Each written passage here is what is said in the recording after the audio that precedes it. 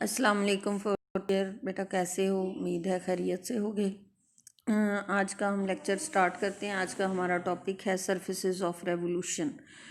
जैसा कि नाम से ज़ाहिर है, ये वो सरफेसेस होती हैं जो किसी कर्व को किसी एक्सिस के अबाउट रिवॉल्व करने से हमें हासिल होती हैं। ठीक है, इसकी एग्ज़ाम्पल के तौर पे आप ये देख सकते हो कि जैसे ये यहाँ पे देखें कि ये एक्स वाई एक्सिस का सिस्टम है। यहाँ पे अगर आपका एक हाफ सर्कल इमेजिन करें, यहाँ पे कि आधा सर्कल है, सेमी सर्कल जिसे हम कहते हैं, उसको अगर आप एक्स एक्सिस के गिर्द घुमाएं, पूरा एक रेवोल्यूशन जो है, एक पूरा चक्कर पूरा करके जब वो अपनी जगह पे आएगा तो वो कर्व जो है हाफ सर्कल की, इस तरह की कर्व जो है वो जहाँ जहाँ से गुज़रती जाए, आप इमेजिन करें कि एक वॉल बनती जा रही है। ठीक है, वॉल बनती जा रही है। तो जब ये दोबारा वापस अपनी जगह पे आएगा तो जो एक 3 डायमेंशनल फिगर कंप्लीट होगी, गौर करें वो क्या होगी। That will be a wall, जिसको हम स्फीयर बोलते हैं। ठीक है, यानी अगर हम सेमी सर्कल को एक्सिस के अबाउट रिवॉल्व करें, after 1 complete revolution we get a sphere. ठीक है, तो अब मैं आपको थोड़ा सा बताती, ये है सरफेसेस ऑफ रेवोल्यूशन का कॉन्सेप्ट। अब यहाँ पे एक चीज़ आपने, यहाँ पे हमारा क्वेश्चन क्या होगा, क्वेश्चन हमारे ये होंगे कि जब एक कर्व को एक एक्सिस के अबाउट रिवॉल्व किया जाए, कर्व भी दी गई होगी, एक्सिस भी बता दिया जाएगा कि इस कर्व को इस एक्सिस के अबाउट रिवॉल्व किया जाए, तो उस सरफेस की इक्वेशन लिखें जो जनरेट हुई। ठीक है, आफ्टर रेवोल्यूशन जो सरफेस जनरेट हुई वो आप लोगों ने बताना है। ठीक है, तो उसमें कुछ चीज़ें हैं कि हम एक वेरिएबल की जगह 2 की सब्स्टिट्यूशन करते हैं। ये जैसा कि बिल्कुल बॉटम में देखें कि वाई स्केयर को हम y square plus z square में चेंज कर देते हैं। एक्स वेरिएबल पहले ही है, वाई भी है, तो वाई की जगह जब वाई और जेड आएगा तो 3 वेरिएबल आ जाएंगे और कर्व से हम सरफेस में चले जाएंगे। इसी तरह एक्स स्केयर को x square plus z square में जब चेंज करेंगे, एक्स वाई प्लेन में कर्व है, एक्स और वाई ऑलरेडी हैं, एक्स को जब हम एक्स जेड में चेंज करेंगे तो 3 वेरिएबल्स जो हैं हमारे उसमें इक्वेशन में पैदा होंगे, जिसकी वजह से वो एक सरफेस की इक्वेशन होगी। क्योंकि सरफेस की इक्वेशन आपने देखा हमारी होती है f x y z equal to 0। अब आप ये देखें, यहाँ पे मैं आपको ये चीज़ एक्सप्लेन करती हूँ कि हमें कैसे पता चले किस वेरिएबल को किस में चेंज करना है।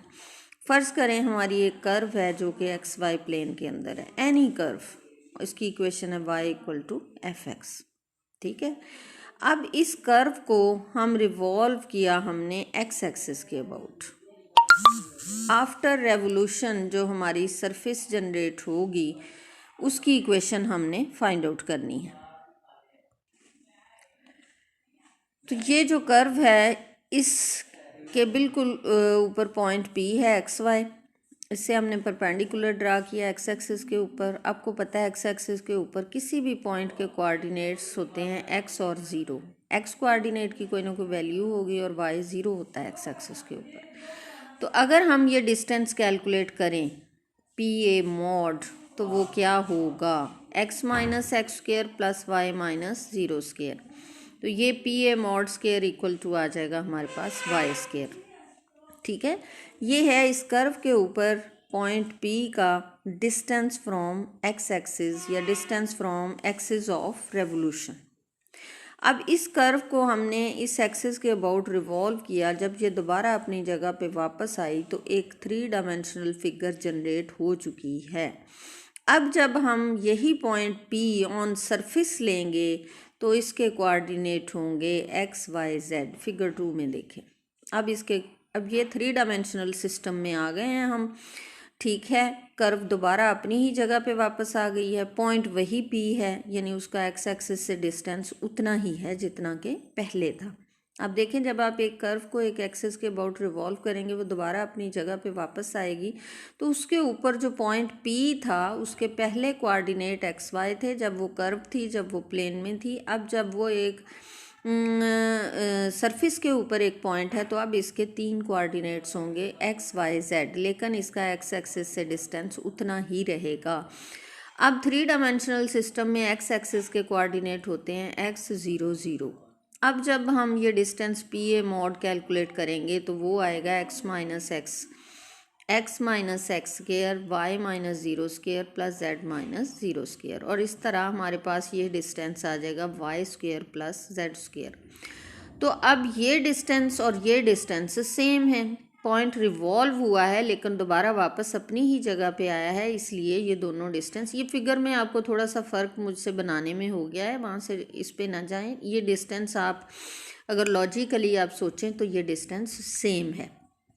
तो चूँकि ये वाला पी ए मॉड स्केयर और ये दोनों बराबर हैं, इसलिए वाई स्केयर इक्वल टू हो गया y square plus z square.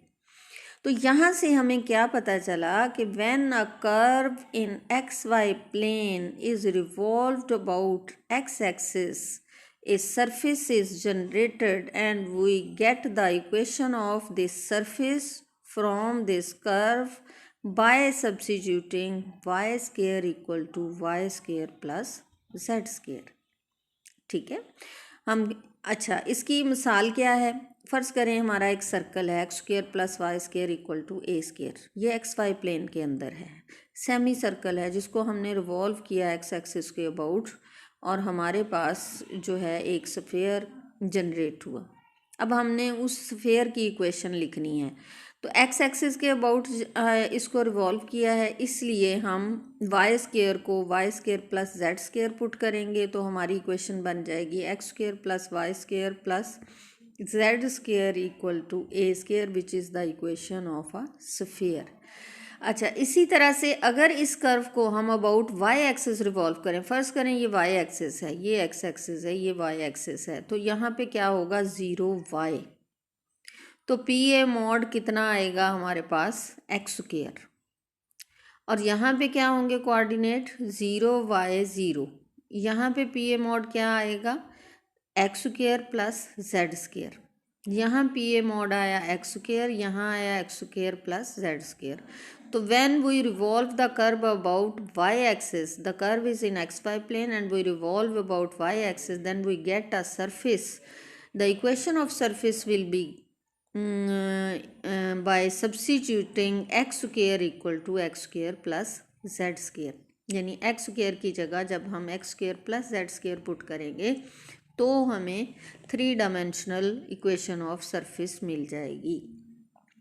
ठीक है, ये एक मैंने आपको बताया है कि अगर कर्व एक्स वाई प्लेन में है और उसके axis of revolution x axis होंगे या वाई एक्सिस होंगे, जाहिर है जब कर्व प्लेन एक्स वाई में है तो उसके दो ही एक्सिस उसके साथ हैं, एक एक्स एक्सिस और एक वाई एक्सिस। यही लॉ बिल्कुल हम अप्लाई करेंगे जब हमारी गिवन कर्व जो है वो वाई जेड प्लेन में होगी, तो उसके एक्सिस ऑफ रेवोल्यूशन या वाई एक्सिस होगा या जेड एक्सिस होगा, और जब हमारी गिवन कर्व जो है वो जेड एक्स प्लेन में होगी तो उसके एक्सिस ऑफ रेवोल्यूशन दो ही होंगे, या एक्स स्क्वायर हो एक्स एक्सिस होगा या जेड एक्सिस होगा, और हर केस को हमने ऐसे ही हैंडल करना है जिस तरीके से हमने इसको हैंडल किया, एक्स वाई प्लेन के अंदर कर्व ली और axis of revolution x axis और वाई एक्सिस थे। इसी मेथड से अगर आप तीनों प्लेन्स में आप डिस्कस करें तो आपको ये रिलेशन कि हमने कौन से वेरिएबल की जगह कौन से वेरिएबल पुट करने हैं to get the equation of surface, ये आपको फ़ौरन पता चल जाएगा। ठीक है, बहुत इम्पॉर्टेंट टॉपिक है, बहुत कॉन्सेप्चुअल है, सोच समझ के करना है, इसमें बच्चे बहुत जल्द मिस्टेक करते हैं। अगर आप इन फिगर्स को अंडरस्टैंड कर लोगे तो आप कभी भी गलती नहीं करोगे। अब देखें, आपको एक कर्व दी गई है एक्स जेड प्लेन में, तो आप यहाँ पे लिखेंगी एक्स जेड, ठीक है, और उसका एक्सिस ऑफ रेवोल्यूशन है एक्स एक्सिस, तो यहाँ आप लिखेंगी क्या लिखेंगे, ये एक्स जेड होगा कोऑर्डिनेट, और यहाँ पे क्या होगा about axis of revolution x axis है तो एक्स ज़ीरो होगा। ठीक है, एक्स ज़ीरो होगा तो इस तरह यहाँ से जेड स्क्वायर आपको मिलेगा। फिर जब वो सरफेस बन जाएगी तो उसके कोऑर्डिनेट होंगे एक्स वाई जेड, और यहाँ पे होगा वही एक्स ज़ीरो ज़ीरो। ठीक है, चूँकि एक्स एक्सिस है तो फिर y square plus z square आएगा यहाँ से, यानी जेड स्क्वायर को हम चेंज करेंगे y square plus z square. समझ आ गई। इसी तरह जब हम उसको z एक्सिस के अबाउट रिवॉल्व करेंगे, यहाँ 0 0 0 z होगा, यहाँ x z होगा।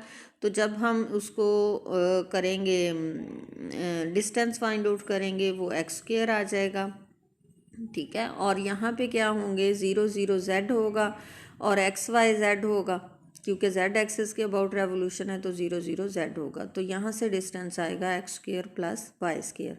इस सूरत में जब रेवोल्यूशन का एक्सिस z एक्सिस होगा तो हम चेंज करेंगे यहाँ पे अपना जो है z एक्सिस के अबाउट रेवोल्यूशन थी x स्क्वायर को हम चेंज करेंगे x square plus y square में। तो ये मैंने अपनी तरफ से पूरी कोशिश की है कि आप लोगों को इस चीज़ की समझ आ जाए। अब मैं एक दो छोटे छोटे क्वेश्चन हैं, इसके क्वेश्चन इतने बड़े नहीं हैं, वो आपको करवाती हूँ। मुझे उम्मीद है आप लोगों को अच्छे से समझ आ जाएगा। जी 4th ईयर क्वेश्चन देखें। Right equation of surface of revolution by rotating the curve x equal to z square y equal to 0 about x axis z axis. ये जो कर्व दी गई है x equal to z square, ये किस plane में है? सबसे पहले देखें, ये जेड एक्स प्लेन के अंदर है, ठीक है। जेड एक्स प्लेन के अंदर है, इसलिए y 0 है इस प्लेन में, ये और कुछ नहीं है साथ जो दिया गया है। इसका मतलब हमारी कर्व जो है ये जेड एक्स प्लेन में है। अब वो कहते हैं कि जो सरफेस ऑफ रेवोल्यूशन हासिल होगी उसकी इक्वेशन लिखें, और इसकी रेवोल्यूशन के एक्सेस कौन कौन से हैं, एक्स एक्सिस और जेड एक्सिस। अभी अभी मैंने आपको बताया कि जिस प्लेन में कोई कर्व दी गई है उस प्लेन के जो एक्सिस हैं, ज़ाहिर है उन्हीं के गिर्द हम उसको रिवॉल्व कर सकते हैं। अच्छा, अब जब हमने इसको एक्स एक्सिस के अबाउट रिवॉल्व करना है तो पॉइंट पी के कोऑर्डिनेट हैं एक्स जेड, तो एक्स कोऑर्डिनेट एक्स एक्सिस पे पॉइंट है एक्स 0, तो हमारा यहाँ से जो डिस्टेंस है वो जेड स्क्वायर आएगा, ठीक है, जेड स्क्वायर आएगा। और जब 3 वैल्यूज़ लेंगे एक्स वाई जेड और दूसरी होगी एक्स 0 0 पॉइंट ऑन एक्सिस की वैल्यू, तो वहाँ से आएगा y square plus z square. When we revolve this curve about x axis we will substitute z, replace z square by y square plus z square. अब ये जो दी हुई कर्व की इक्वेशन है z square equal to x, इसमें हमने z square को रिप्लेस करना है किससे, y square plus z square से, उसी रूल के तहत जो मैंने आपको इससे पहले समझाया है।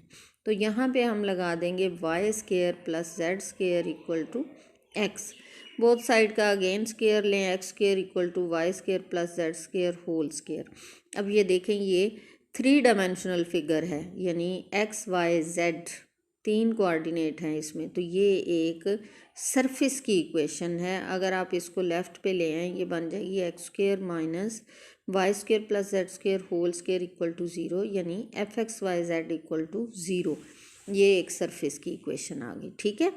अब अगर एक्सिस ऑफ रेवोल्यूशन है जेड एक्स, जेड एक्सिस, तो आप देखें कि पी एक्स जेड है और उधर एक्स एक्सिस जेड एक्सिस के ऊपर जो पॉइंट ए है उसके कोऑर्डिनेट होंगे 0 जेड। तो अब यहाँ पे जब दोनों पॉइंट का डिस्टेंस निकालेंगे तो हमारा जो है जेड कोऑर्डिनेट वो ख़त्म हो जाएगा, ओनली एक्स स्क्वायर की वैल्यू आएगी। और जब पी एक्स वाई जेड और ए 0 0 जेड का डिस्टेंस निकालेंगे तो वो आएगा x square plus y square. Therefore we will put z square equal to, हमारा एक्सिस ऑफ रेवोल्यूशन है जेड एक्सिस, एक्स स्क्वायर को रिप्लेस करेंगे by x square plus y square. कि क्या करना है, एक्स स्क्वायर को रिप्लेस करेंगे by x square plus y square. लेकिन दी हुई कर्व में हमारे पास जो है वेरिएबल वो एक्स है, एक्स स्क्वायर नहीं है। तो सबसे पहले हम क्या करेंगे, बोथ साइड पे स्क्वायर करेंगे, जिससे Z4 equal to x square आ जाएगा। अब एक्स स्क्वायर को रिप्लेस कर देंगे by x square plus y square, तो Z4 equal to x square plus y square आ गया। इसकी वजह से हमारे पास ये 3 कोऑर्डिनेट्स में जो इक्वेशन आई है ये एक सरफेस की इक्वेशन आ गई है जो कि हमने हासिल करनी थी, ठीक है। मुझे उम्मीद है आज का लेक्चर समझ आ गया होगा।